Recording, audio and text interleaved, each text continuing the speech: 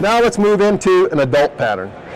There's obviously a lot of different adult patterns that you can fish, and obviously you need to be prepared to fish adults on any of our tailwater fisheries.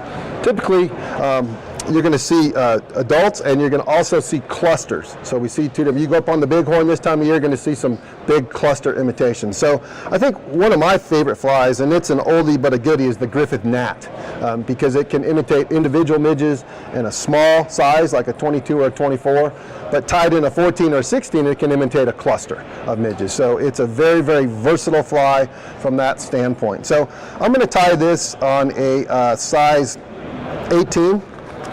So this could be a little bit of a crossover pattern here.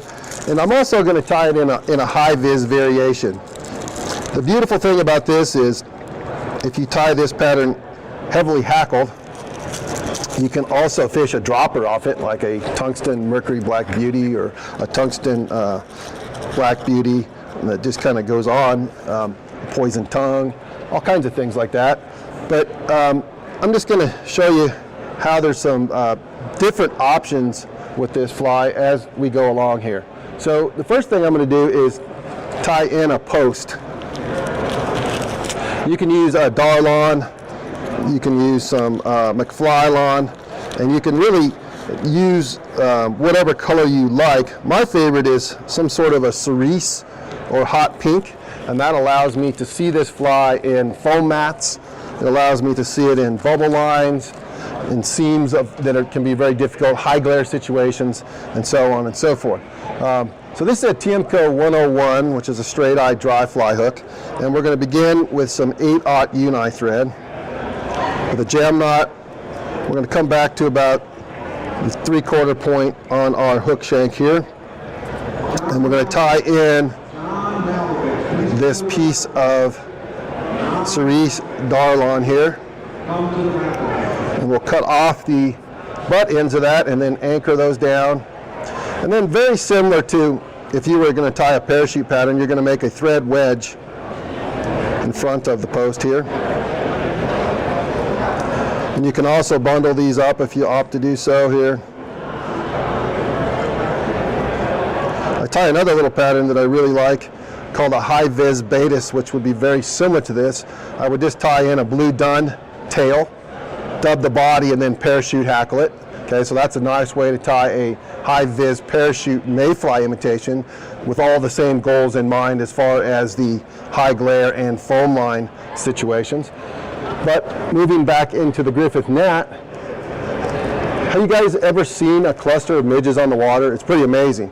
There'll be times when just a little piece about the size of popcorn will break off the main cluster, and a fish will come up and grab the whole cluster. It's pretty amazing. So we're going to take a couple strands of peacock curl once again and tie them in tip first. 2 strands there, and then we're going to come back with a piece of grizzly hackle here. I'm going to try to find an 18. This is such a beautiful neck. It's sometimes hard to find anything that big on it. So we're going to tie a conventional dry fly style here, which means we're going to tie this so that the dull side is up. We're going to tie this in rearward here on the hook, advance our thread forward. And we all know the power of peacock. Peacock's an amazing material. It's just got that translucency, the flash, it breathes. It's an amazing pattern. So we're going to take these 2 strands of peacock, and it's fairly fluffy here. And you can see that as I advance that forward,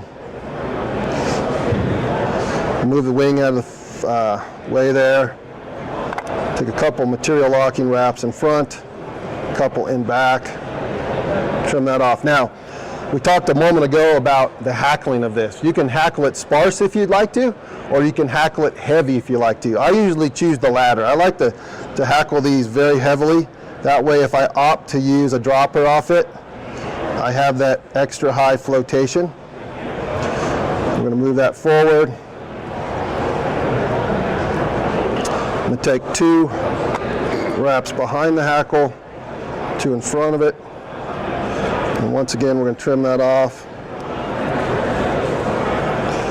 And then we'll whip finish.